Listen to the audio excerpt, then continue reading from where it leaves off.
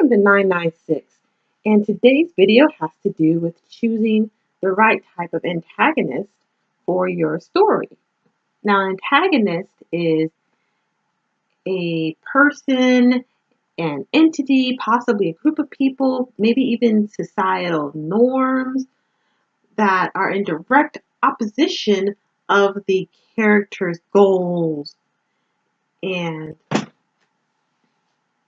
sometimes an antagonist is often what we can refer to as a villain.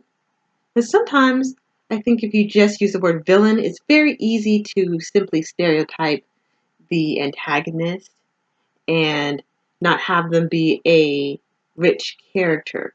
No matter how deranged or just insane their thinking is, you should have an idea why your antagonist behaves the way that they do. For instance, I will name a book I'm not quite sure if a lot of people are very aware of. I'm sure everyone has heard of Stephanie Meyer, the woman who wrote the Twilight series, the one with the sparkling vampires. I love that series, by the way. Don't hate me if you're one of the people who want to get into a philosophical debate about Twilight or what you do like, what you don't like. I'm just putting that out there. Anyway, she has a book called The Host. And in her book, The Host, it is what happens if aliens invaded Earth and then they inhabit human bodies. And they believe they have the right to do this. And one of the reasons that they have is they believe that humans have, they're not as evolved as they are as far as being able to be harmonious with one another and being able to do things what they consider to be the right way.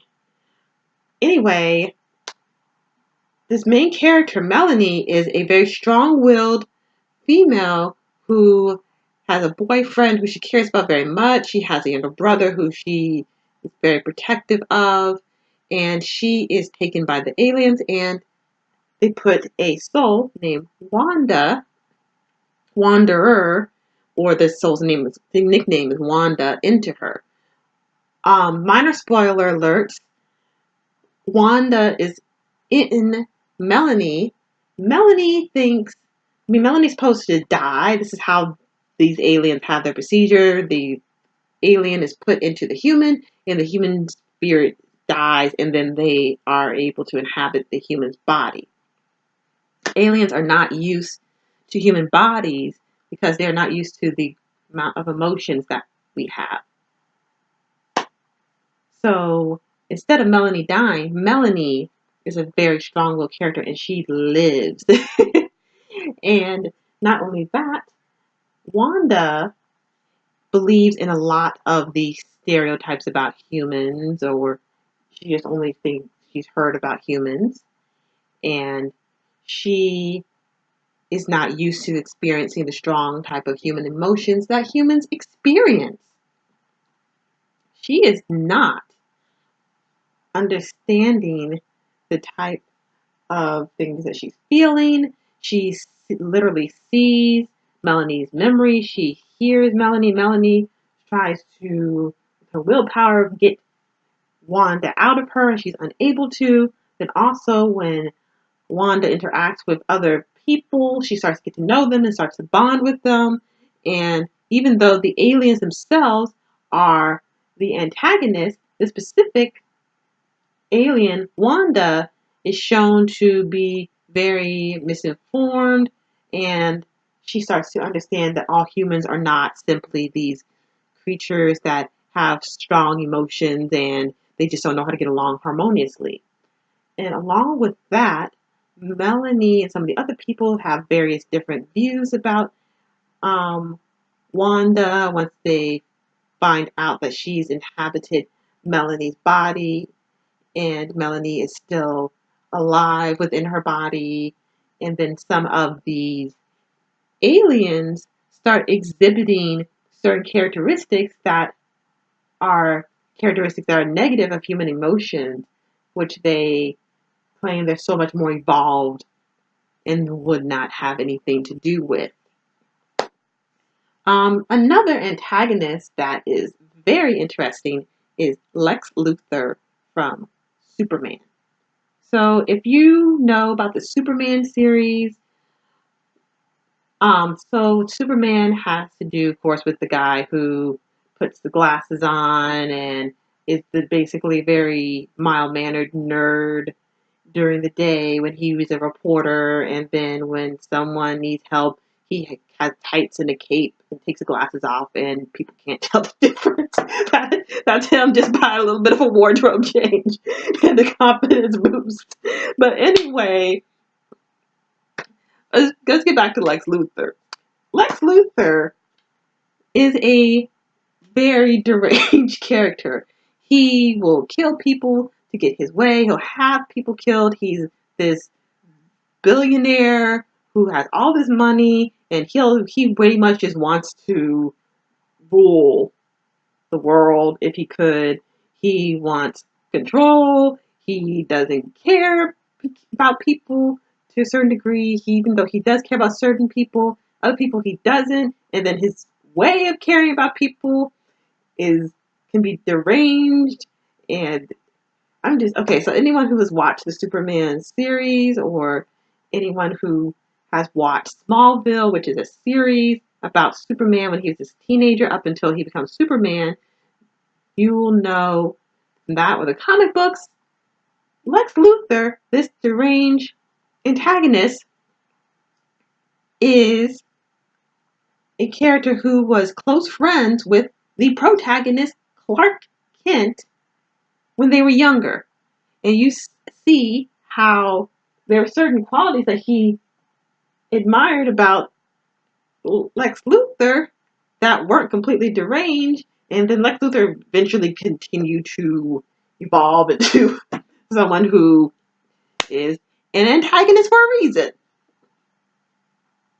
So, what happened is the writers of Superman didn't simply paint the antagonist as just this crazy guy who wanted to rule the world and hate the guy who flies around who's an alien from Krypton. They had a backstory. They had how they got there. And that worked for this show, and it worked for the show, the series, anything involving the Superman storyline, because Clark Kent cares about people, and Lex Luthor, that he likes to get his way no matter what, even if it involves murdering people. And we get to see different things as far as their interactions with each other, and it works for the story. Now, let me go back to the host, Stephenie Meyer's the host. Now, if it wasn't written the way it was, if simply Stephenie Meyer had Wanda's character just be this entity that simply wanted Melanie to die and didn't have any empathy when she started to feel her emotions and interact with other humans and interact with Melanie, yes, that would have been probably still an interesting story, but it wouldn't have been as rich as seeing these other dynamics and also with different species, humans and the alien, and also the dynamics between the other aliens as well. Another example of a story that has antagonists is something called Bright Blue Miracle. Becca Wilhide's Bright Blue Miracle has to do with this girl named Leia who's a teenager, and the antagonist of the story is basically her stepsister.